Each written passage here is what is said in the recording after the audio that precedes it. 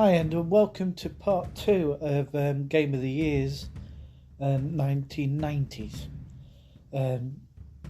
We'll get straight into it. So this starts at 1995. List of games out this year was Worms, one I've probably played tons and tons of hours of.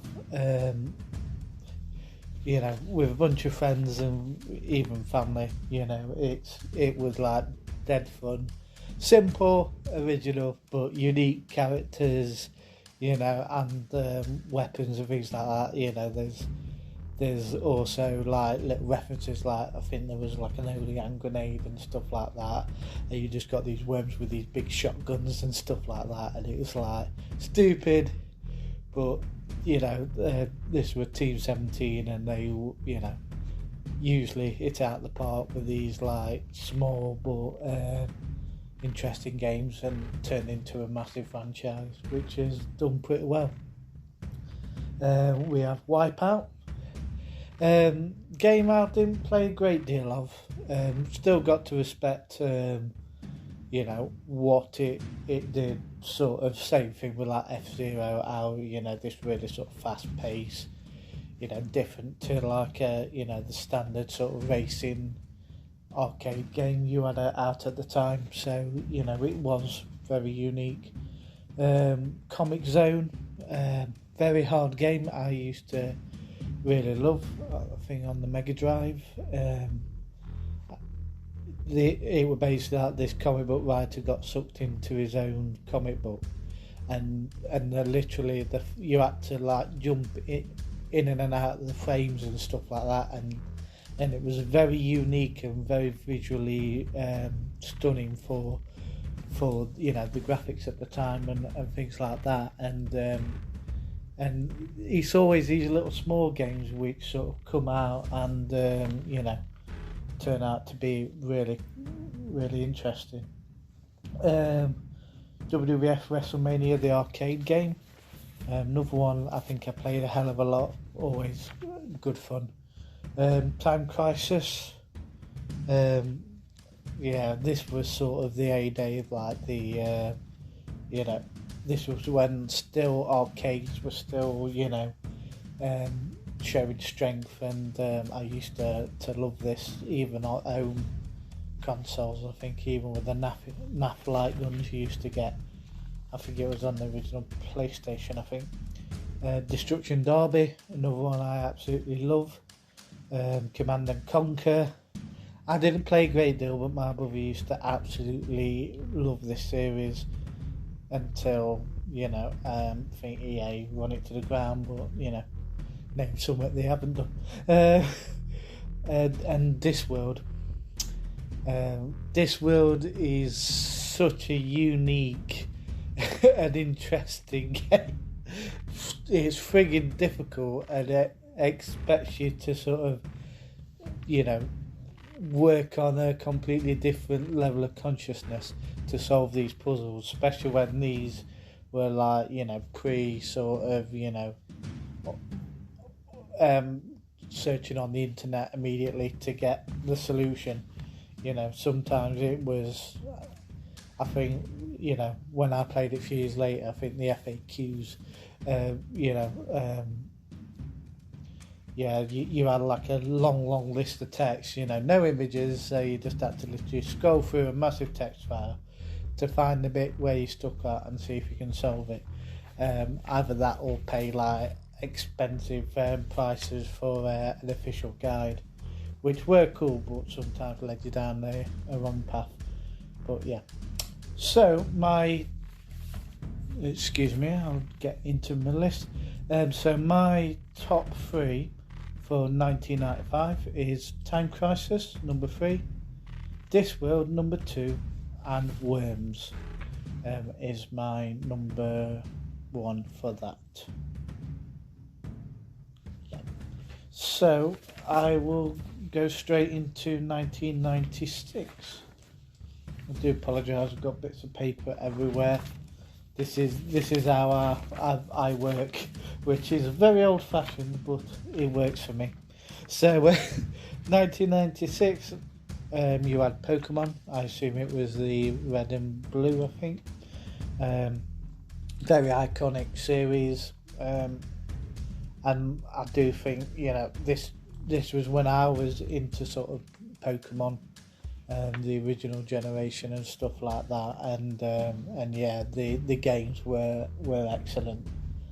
And I do think the only thing now, they don't seem to have much innovation now, but like I said, there's still, you know, epic games, and every now and then, you know, they are worth a bash. So yeah, Pokemon, Quake, another iconic series, especially later on with Quake Tournament. Crash Bandicoot, another iconic character, annoyed the hell out of me because they were so friggin' hard.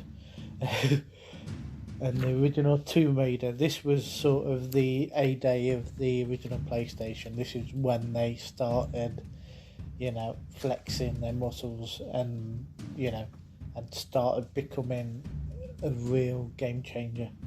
Duke Nukem 3D, the original Resident Evil, same thing, I think that was original PlayStation as well.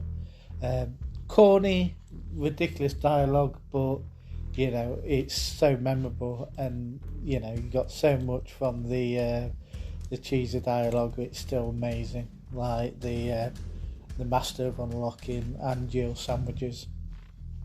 If you played it or love Resident Evil, you'll know the references. Parappa the Rapper, another game I dismissed, you know, because I think I was sort of, you know, probably, yeah, I think 16 around there. So when I saw this sort of like cartoony music rhythm game, and I'm like, oh, it does look stupid. But when I actually played it, I absolutely loved it. Same thing, pretty damn hard game, but like I said, it is basically like a massive acid trip, but it is a hell of a lot of fun. House of the Dead, same thing, campy, ridiculous dialogue. You know, you don't play these games for the storyline. It's just, yeah, they did what they did well, and yeah, and I'll always have a soft spot for me. Dead or Alive, and then the Die Hard trilogy, which, if you've never played the Die Hard trilogy, basically it was a 3-pack of different games based on the game series, and each one was of different style. So you had one which was more of a, I think I remember, like a top down, and there was more of like a driving based one and things like that, and even though they were like a budget title, they sold really well because it was a very unique way of storytelling, and you know, and the iconic areas and things like that, and scenes in the movies, but, you know, was basically its own thing. And if I remember, there was a pretty damn good game, I think a few years later, with a Nakatomi Tower. It's probably enough now if I went back to it, but yeah, I used to, Die Hard always had a soft spot, and like I said, and this was, you know, a really cool little package of games, and, you know, and was each different, and yeah, and I quite like that. So yeah, so anyway, this is 10 minutes and I've only gone through 2 years. So 1996 we have number 3, House of the Dead, number 2, Crash Bandicoot, and number 1, Tomb Raider. If you're on about iconic games which sort of, you know, went from strength to strength later on, and yeah, they did sort of, you know, core design, they did eventually, you know, shit the bed basically. but the iconic sort of, well, original trilogy was excellent, and yeah, and even though graphically now they look very, very ropey, it still sort of defined the, the action adventure video game. So yeah, so that's my number one. So 1997, we've got a few interesting things. So we've got Gran Turismo, classic. I've played so many, even though I'm not actually a big fan of, I'm more of the arcade type racing games than the more simulation, but that had a good sort of mix of both. But the fact that, like I said, you had to do the challenges to get your licenses to get the faster cars, and so it was like you actually felt like you earned things, and those challenges weren't easy either. So you had to so the better you got, the more you mastered the game, and then the harder the racers got. So it was a really interesting progression system, and it sharpened your skills as you moved on, which is better than a standard boring tutorial, and did it very well. So so Gran Turismo, GoldenEye. GoldenEye 007 is the official title. What do we have to say about that? It's iconic.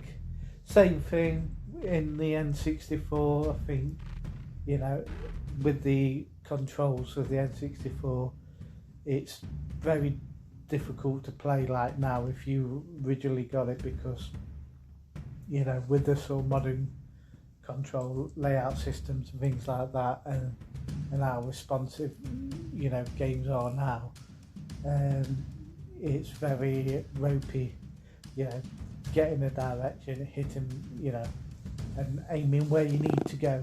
But like I said, if you're on about game changers, this was a video game on a not great, based on a not great movie, and just absolutely nailed all the scenes and all the characters, and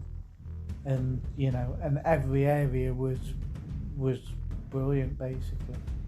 So yeah, I've always had a soft spot for GoldenEye, but the multiplayer, that was the game changer, where you, like I said, you had that and Quake and things like that. But for me, play like with a friend and with my brother, and every time just like loading a room with proximity mines, and my brother doesn't see me going in and just getting absolutely destroyed. Used to love it. So yeah, the original Fallout, same thing. I don't think I've ever played the original Top Down Fallout, but for what it did, Obsidian, and what it did at the for the later series and things like that, it's one to respect. Grand Theft Auto, same thing. One I've actually played, and it was very different to the series, which was extremely popular. But like I said, if you didn't have these two,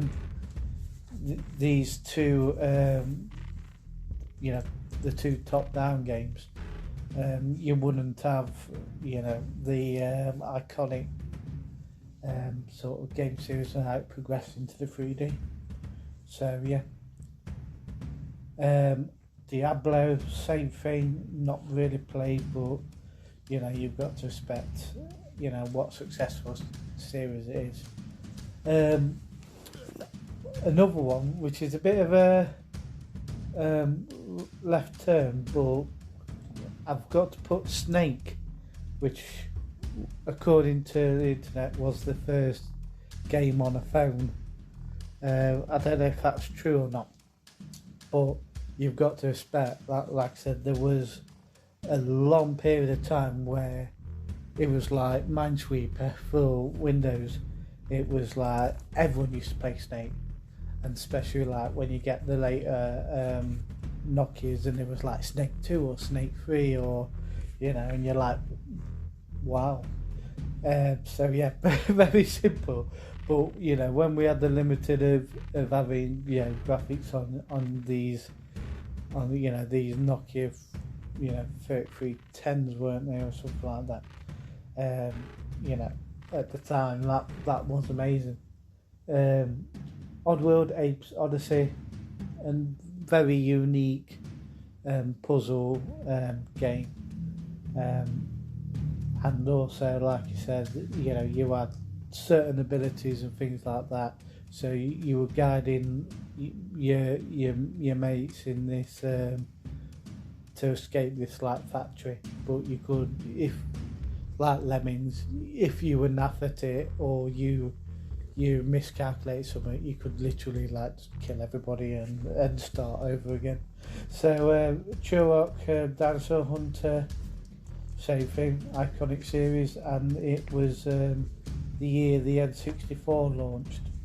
So this was when sort of like gaming was starting getting back on their feet again. I mean, it was never going to be as strong as it was before the crash, but this was when I think gaming started changing, and the way people were looking at games changed, and especially where you think the juggernaut gaming is now.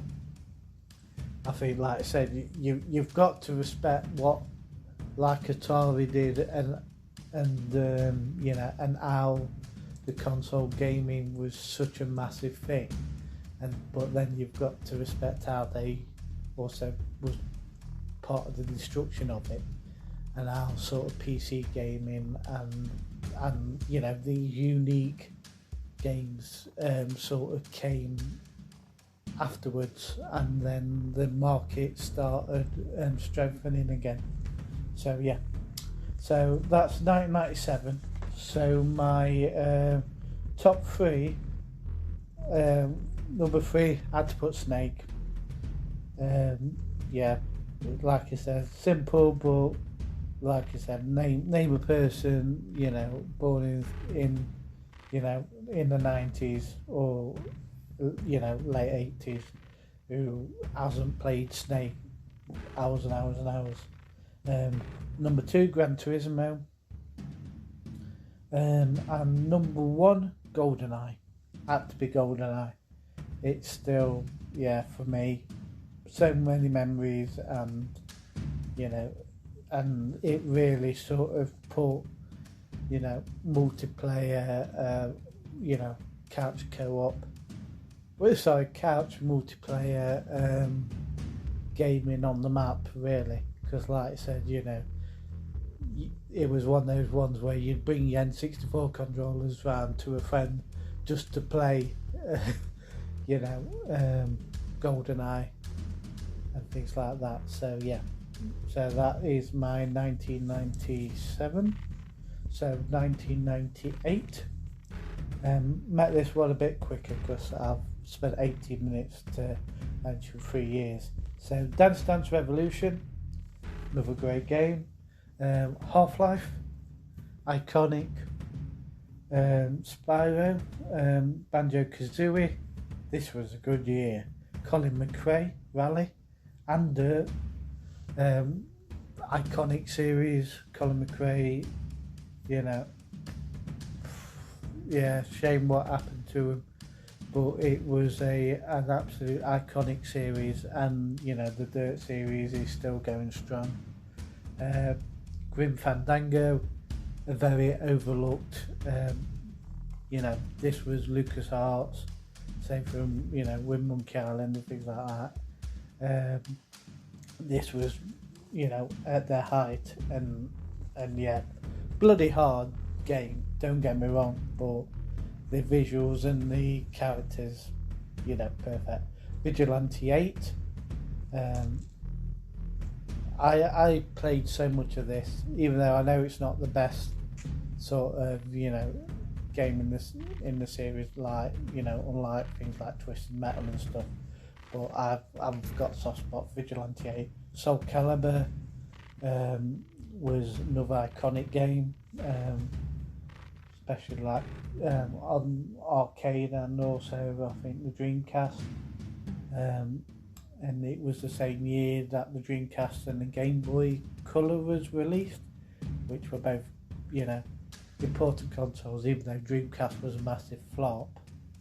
Some of the games came out around there was unique and very interesting. And finally we have Zelda Ocarina of Time. If you know me, I absolutely adore Zelda, and this, you know, is one of the best ones. And like I said, you know, there's been, I think, like 3DS ports and things like that. And to be fair, you know, you don't need to do a lot with this game. And it's, you know, even though there is, you know, graphical issues and sort of, you know, it has aged a bit, this game is still, yeah, the music, the characters, the, you know, the relationship you have with Epona and stuff like that. It's like, it's all set up, you know, in this story, and it's just, yeah, it's so damn good. So yeah, so my 1998 top 3 is Soul Calibur, Half-Life, and Zelda Ocarina of Time. So go to the last one, 1999. So straight out of it, Super Smash Bros. Iconic, you know, fighting series, and yeah, you can't not love the Smash series. Silent Hill, same thing. Even though I loved and played all the Resident Evils, I never really got into Silent Hill because it was very unique on the visuals with, like, you know, but I do respect it. But iconic. Yu-Gi-Oh! It's one of the few actual Yu-Gi-Oh! Games I've actually played, and it was pretty cool at the time, the trading card game. Tony Hawk's Pro Skater. Don't really have to say much about that one. You know, well, until recently when they did the remake, and they've, I think it's EA again, shuddered the studio and made this really respectful and amazing, you know, from the ground up remake, well, remaster or remake, whatever you call it, of these original, you know, 2 games, and was brilliant. We've got Team Fortress, same thing. I've not really played much of that series or Team Fortress 2, but definitely respect it. Ape Escape, Unreal Tournament. This is one I did play a lot of and was a game changer. For, like I said, same thing, I think carried on after sort of like GoldenEye, with this real true sort of, like, you know, I mean, that was like the online multiplayer and things like that, but with dial-up.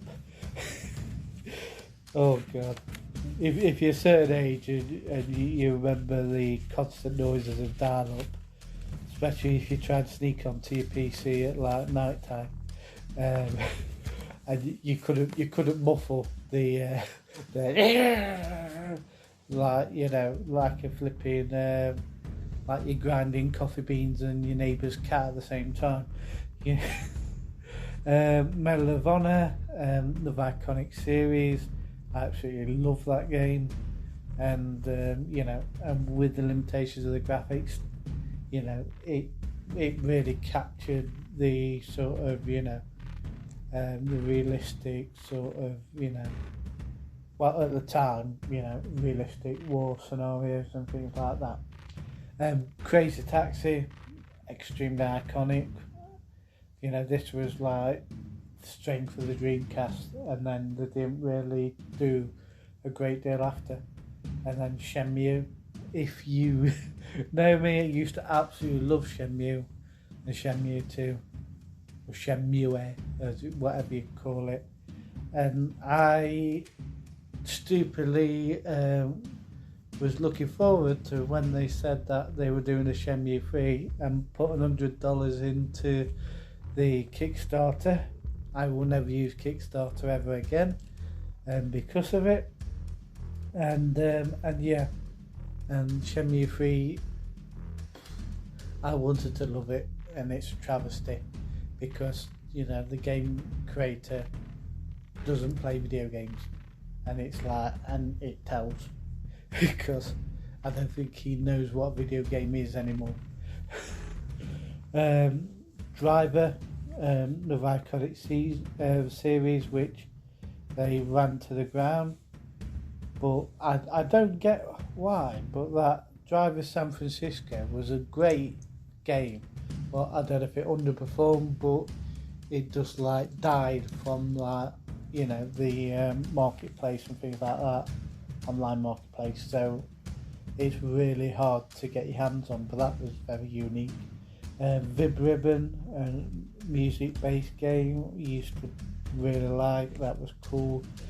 Legacy of Kain Soul Reaver, I didn't play a lot of it, but I have friends who did, who used to love it. Dino Crisis, this series, I don't know why, but Capcom are friggin' idiots. You know, they made this new game which basically has dinosaurs and it just looks absolutely terrible. And everybody's been begging for years, just do a goddamn Dino Crisis. Especially with, like, you know, the Resident Evil 2 and 3 remakes with the new you know, the RE engine. You know, graphically they look amazing.